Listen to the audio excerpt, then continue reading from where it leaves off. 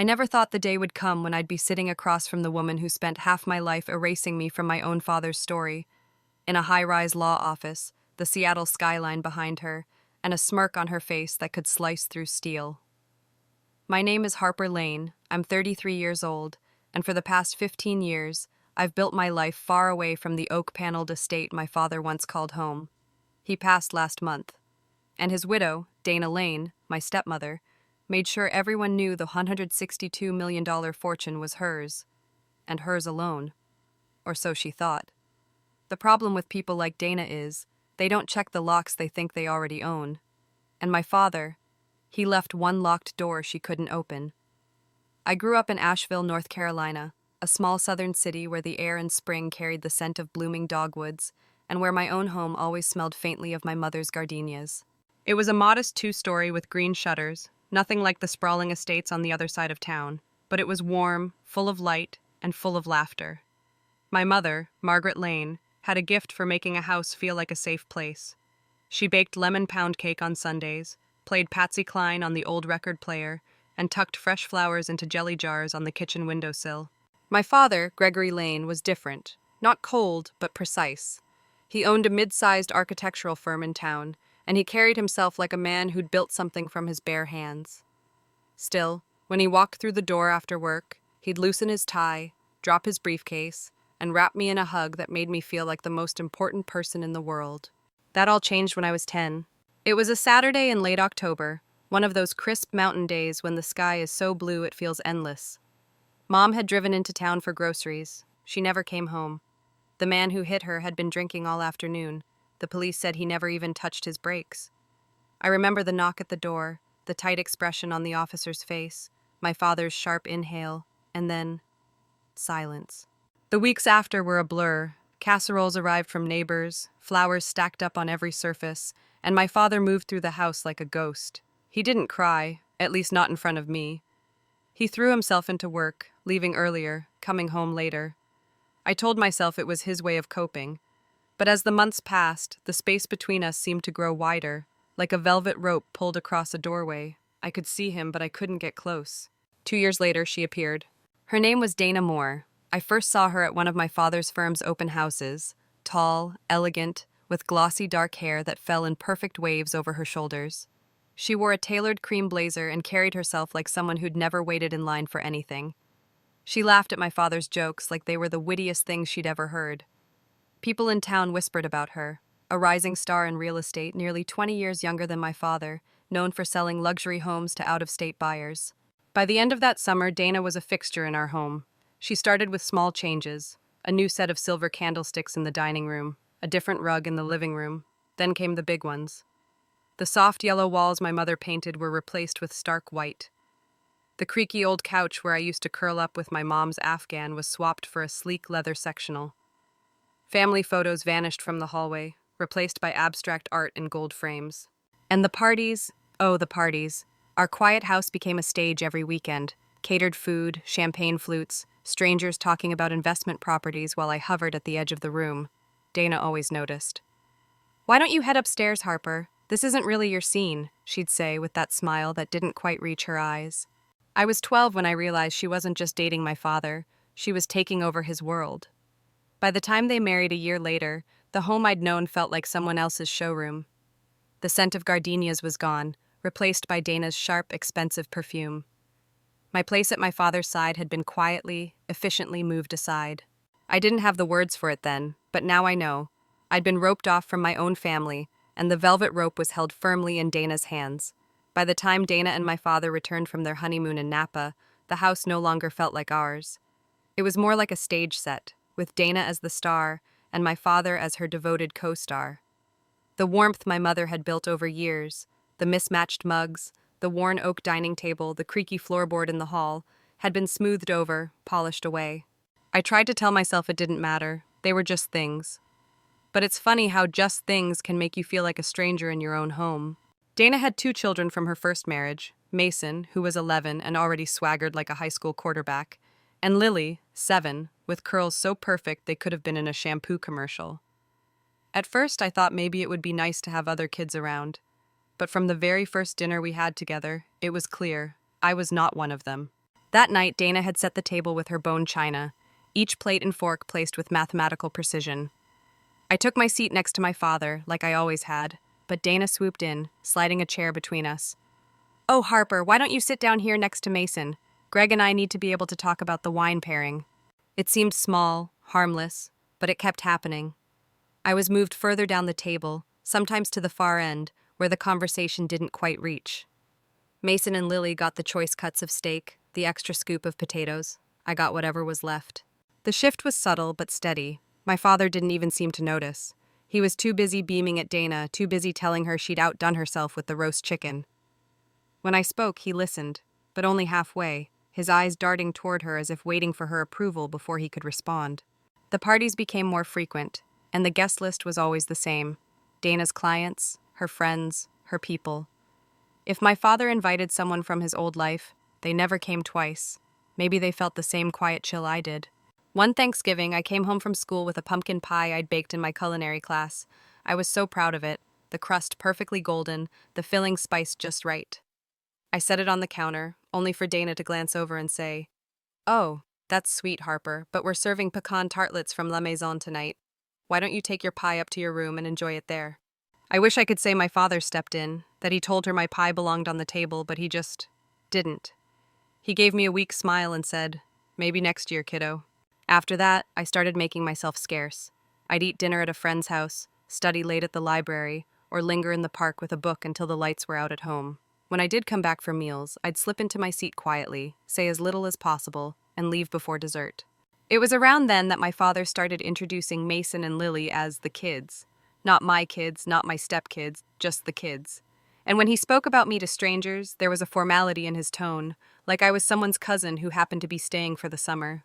The night it truly sank in was during a Christmas party. Dana had a long table set for 12, covered in crystal and silver. My name wasn't on any of the place cards. When I asked, she gave a little laugh and said, "Oh, Harper, we didn't think you'd be here, but there's a stool at the kitchen counter if you'd like to eat." That was the moment I knew. My seat at my father's table, literal and otherwise, had been quietly, deliberately erased. And the worst part? He was letting it happen. When I turned 18, the decision to leave didn't feel dramatic. It felt necessary. The Lane House wasn't a home anymore. It was a showroom where I played the part of a distant relative who had overstayed her welcome. So, the morning after graduation, I packed my clothes, a few books, and the cedar box that held my mother's keepsakes, her wedding ring, a pressed gardenia, and the recipe cards written in her looping script. I hugged my father in the foyer, his cologne sharp in my nose. He patted my back like I was a neighbor's kid heading off to college, and I walked out without looking over my shoulder. Chicago became my refuge. I'd chosen it partly because the city's energy felt alive and unpredictable, and partly because it was far enough away that Dana couldn't accidentally run into me.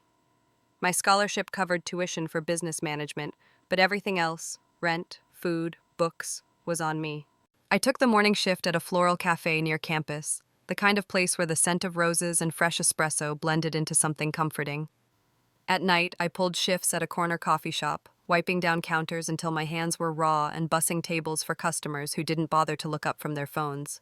It was exhausting, sure. My feet ached, my textbooks sat unopened some nights, but it was my exhaustion. No one could tell me I didn't belong here. No one could move me to the end of the table. Somewhere between finals and double shifts, I started to dream about my own place. A space that felt like my mother's kitchen, but with the steel edge of the city I'd grown to love. It took years, a lot of secondhand equipment, and every cent I'd saved. But at 26, I signed the lease on a tiny storefront in a quiet neighborhood. I called it Steel Magnolia, steel for the grit it took to survive on my own, magnolia for the southern roots I refused to let go of. Every inch of the cafe had a piece of me in it. Vintage tin ceiling tiles I'd salvaged from an old warehouse, reclaimed wood tables from a flea market, lavender plants on every windowsill. The menu board was handwritten in chalk every morning, just like my mother used to do with her grocery lists. The early months were brutal. Some days only 3 or 4 customers wandered in. I'd stand behind the counter, smiling through the gnawing fear that maybe I'd made a mistake. But slowly, a rhythm formed. A young journalist who always claimed the corner table for her laptop. An elderly couple who held hands over chamomile tea. A pair of construction workers who came in for black coffee and laughed so loud it filled the room. The cafe became more than a business. It was my anchor. When I unlocked the door each morning, I breathed in the mix of coffee and lavender and felt grounded in a way I never had in Dana's house. My father called a few times over the years, short, awkward conversations when I could tell Dana wasn't around. He'd ask how business was, if I was eating enough, and then hang up quickly, like he was afraid to be caught talking to me. I didn't push. I'd learned the hard way that you can't force someone to see you if they've decided not to. By 33, I'd built a steady life. I had my cafe, a small apartment above it, and a group of regulars who felt more like family than the people I'd grown up with. I thought that chapter of my life, the Lane family, the marble floors, the silent dinners, was long over. And then, on a cold February morning, the phone rang. The voice on the other end was clipped, professional. "Is this Harper Lane?" "Yes," I said cautiously. "This is Thomas Avery, your father's personal aide. He's in the hospital. It's serious." The room tilted. My father's voice, Dana's perfume, the cold white walls of that house, they all rushed back like I'd never left. And before I could think, I was already booking the next flight home. The last time I'd seen my father was 13 years earlier.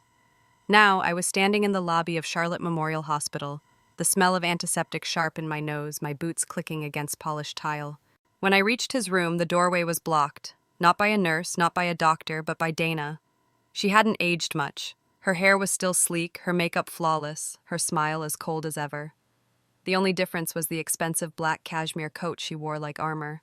"What are you doing here, Harper?" she asked, her tone flat but lined with disdain. "I'm here to see my father," I said. Her eyes flicked over my thrift store coat, my worn boots, lingering just long enough to sting. "He's resting. You don't need to be here." I stepped past her without asking. He looked smaller than I remembered. His once broad shoulders seemed to sink into the bed, his skin pale against the white sheets. But when his eyes found mine, they lit up, just for a moment. "Harper," he rasped. His voice was weak, but it was still my father's voice. I sat beside him, took his hand in mine. It was cold, but there was still some strength in his grip. For a while we didn't speak. I just held on. "I've missed you," I finally said.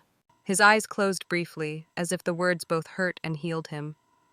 "I've missed you too. I should have called more. I should have—" He stopped, his voice breaking. "It doesn't matter now," I whispered, but we both knew it did. Dana lingered in the doorway like a shadow. My father's breathing was slow, deliberate. "Harper, I don't know how much time I have. I can't change the past, but I can make sure you're taken care of." He squeezed my hand faintly. "I've made arrangements. You'll understand when the time comes." "What arrangements?" I asked, but he only shook his head. "Trust me," he said softly. A nurse came in to check his IV, and Dana swept into the room, speaking in a voice too bright to be sincere. "He needs rest now." She looked at me like I was an intruder. I stayed until the nurse gently suggested it was best to let him sleep. Back in the hallway, Dana stepped close enough for me to catch the scent of her perfume. "Don't think showing up now makes you part of this family again," she said quietly. "When the will is read, you'll see exactly where you stand." 2 weeks later, my phone rang at 6 a.m. "It's Dana," the voice said flatly. "Gregory's gone. The funeral is Saturday. You can come, if you stay out of the way." I agreed, not for her, for him, and for the unanswered question that had taken root in my chest. The funeral was held in a private cemetery outside Charlotte, under a sky so heavy with clouds it felt like the air itself might break. I stood at the back, away from the cluster of black-clad mourners. Dana was at the front, flawless in her black coat, a wide-brimmed hat shadowing her face. Mason and Lily stood on either side of her, their expressions perfectly schooled. When the service ended and the guests began to leave, I stayed behind, wanting a moment alone. That's when I heard the crunch of gravel. Dana stopped a few feet away, her lips curved in something that wasn't quite a smile. "You can save yourself the trouble of hoping," she said softly, like she was delivering a kindness. "You're not getting a cent from Gregory's will. Mason and Lily are his real family now. You were just a reminder of a past he wanted to forget." I stared at her, feeling the anger rise in my chest. "That's not true." "Believe what you want," she said, turning away. "The lawyer's office is Monday at 10. Wear something appropriate." As she walked off, her children trailing behind like shadows, I turned back to my father's fresh grave. "I don't care about the money," I whispered. "I just wish we'd had more time." The wind moved through the trees, carrying the scent of damp earth and pine. And for the first time in years, I realized I didn't believe a single word Dana had just said. The lawyer's office sat on the top floor of an old brick building downtown, the kind with frosted glass doors and the faint smell of paper and polished wood. I arrived 10 minutes early, dressed in the best black dress I owned, and a pair of heels I hadn't worn since a college internship. My palms were damp, and I could feel my heartbeat in my throat. The receptionist glanced up, gave me a polite nod, and pointed me toward a conference room down the hall. When I stepped inside, all conversation stopped. Dana was seated at the head of a long mahogany table, wearing a perfectly tailored black suit and a diamond brooch that caught the morning light. Her lips curled into a small, smug smile the moment our eyes met. Mason lounged in the chair to her right, his posture dripping with casual entitlement. Lily sat on her left, scrolling through her phone without even pretending to look interested. A tall man I didn't recognize leaned against the far wall, arms crossed. Later I'd learned this was Dana's brother, Trent, brought along to make sure everything went smoothly. Smoothly, I muttered under my breath as I took the seat furthest from Dana. The air in the room felt heavy, charged with the unspoken assumption that I was about to be erased from whatever my father had left behind. Dana's gaze never left me, her confidence radiating like heat from a fire she was sure would burn me. A side door opened and Mr. Alden, my father's longtime attorney, walked in. He was a man in his 60s, stocky but steady, with eyes that carried the weight of someone who'd seen every kind of family drama there was. He greeted the room, took his seat at the head of the table, and opened a thick folder. "As per Mr. Gregory Lane's wishes," he began, "I will read this in full. Please hold any comments until the end." Dana leaned back, one leg crossed over the other. "Let's get on with it then," she said, as if she were running the meeting. Mr. Alden's voice was calm, steady. "I, Gregory Lane, being of sound mind and body, hereby leave the entirety of my estate, including any real property, liquid assets, and personal belongings, to my wife Dana Lane and our children, Mason Lane and Lily Lane." Dana's smile widened. Mason leaned back like a king surveying his land. Lily smirked without looking up from her phone. I sat perfectly still. Mr. Alden continued without pause. "The remainder of my possessions shall be distributed according to my separate instructions, filed herewith." For just a fraction of a second, I saw something flicker in his expression, not nervousness, but the faintest hint of amusement. Dana must have seen it too, because her smile faltered. "The estate as listed in this will," he went on, "consists of one cabin property in rural South Carolina and a 1999 fishing boat." Silence. "Excuse me?" Dana's voice cut through the air like glass breaking. "That is the complete estate as filed," Mr. Alden said smoothly. "The cabin is in fair condition, and the boat runs, though it may require some maintenance." Mason sat up straighter. "That's it?" "That's all included in the probate process," Mr. Alden replied. Dana's face flushed, and I could almost hear the crack in her confidence. "Where are the rest of the assets? The company shares? The investment accounts?"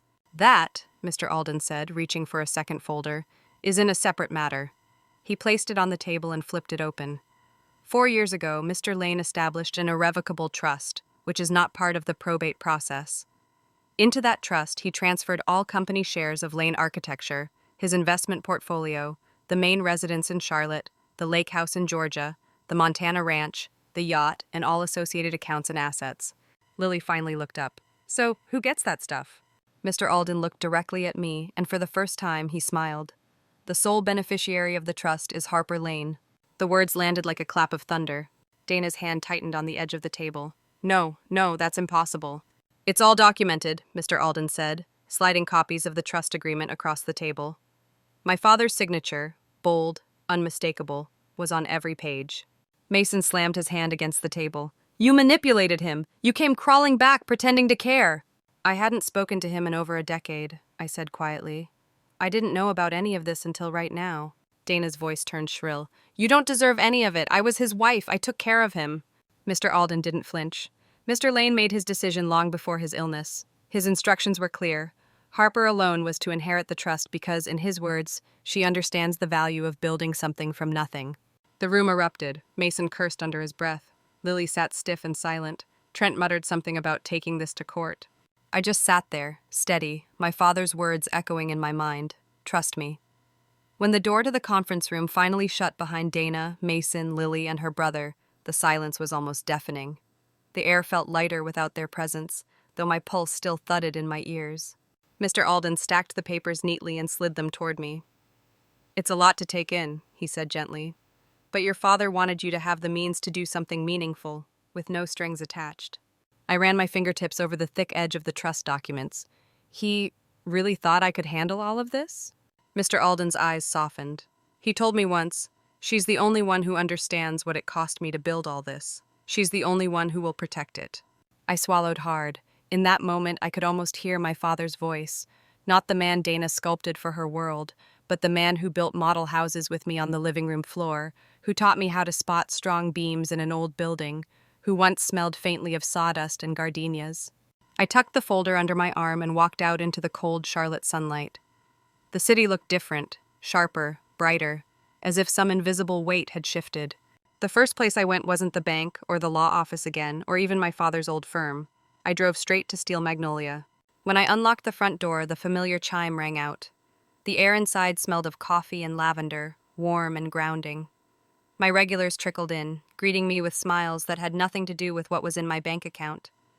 In here, I wasn't an heiress. I wasn't the daughter Dana tried to erase. I was just Harper, the woman who knew their coffee orders by heart, who kept their favorite corner table open, who asked about their kids and meant it. Over the next few weeks, my life became a whirlwind. Meetings with Mr. Alden to go over the properties, the accounts, the employees at Lane Architecture who now looked to me for direction. It was overwhelming, like being handed the keys to a city I didn't yet know how to navigate. One afternoon, I walked into my father's old office for the first time since I was a teenager. The place was exactly as he'd left it. Polished oak desk, framed blueprints, the faint scent of cedar clinging to the air. In the top drawer, I found a sealed envelope with my name on it. I sat down and broke the seal. Inside was a single sheet of paper, handwritten in his neat block letters. Harper, I wish I had been braver sooner. I can't give you back the years we lost, but I can give you the tools to build the future you deserve. Trust yourself. I always did. I read it twice, my vision blurring. Then I folded it carefully and placed it back in the drawer, exactly where I'd found it. Dana never contacted me again. I heard rumors that she sold the cabin and moved out of state, but I didn't care enough to confirm them. Mason and Lily faded into the background, part of a life I no longer had to orbit around. I kept Steel Magnolia open, not because I needed the income, but because it kept me grounded. Each morning when I unlocked the door, I whispered the same words my father had told me in that hospital room, trust me.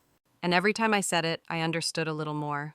This wasn't about winning. It wasn't about proving Dana wrong. It was about taking the legacy my father built, the real one, and making sure it would outlast both of us. I hadn't just inherited his assets, I'd inherited his grit, his vision, and in the end, his trust. And those were worth more than anything in the will.